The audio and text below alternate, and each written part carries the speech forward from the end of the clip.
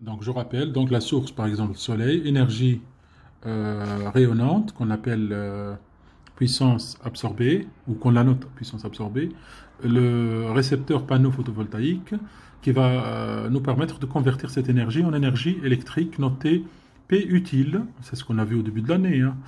Bien sûr, il y a de l'énergie perdue sous forme énergie thermique et un peu d'énergie rayonnante sous forme de réflexion de la lumière.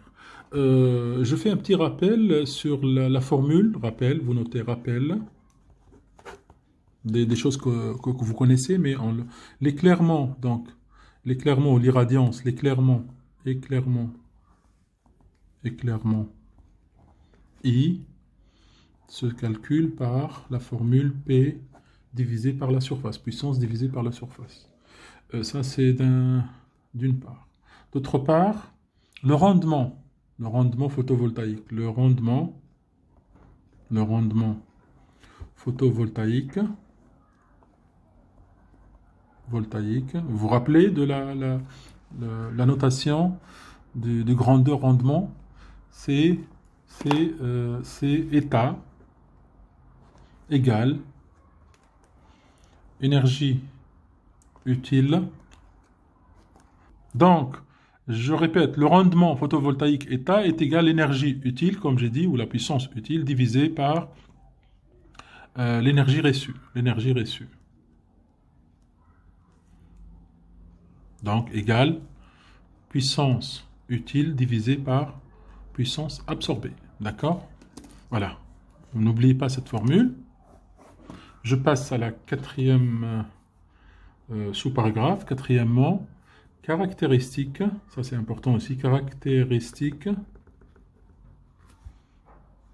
d'un panneau photovoltaïque. C'est une courbe caractéristique très connue pour les gens de domaine de tout ce qui est photovoltaïque.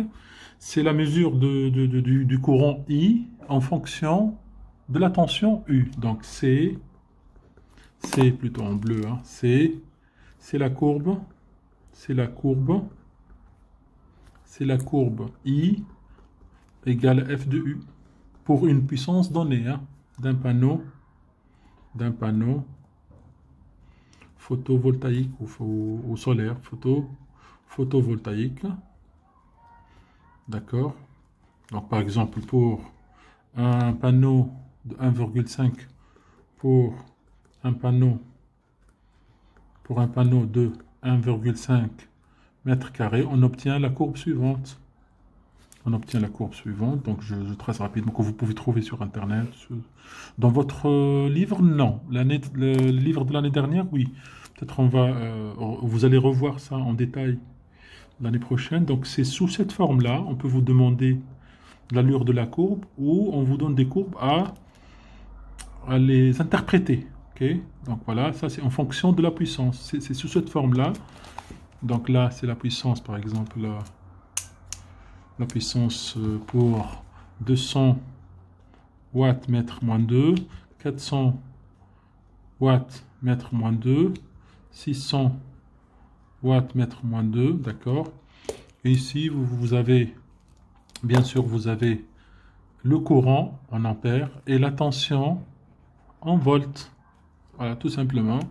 Donc ça, c'est un point caractéristique, c'est un point important. Et là, ce sont des valeurs caractéristiques qu'on peut revenir là-dessus la prochaine fois. Aussi, on peut trouver des points caractéristiques ici. D'accord? On parlera de tout ça. Donc, dans le prochain vidéo, je vous parlerai du laser. Grand 2, laser. Ou le laser. Le laser.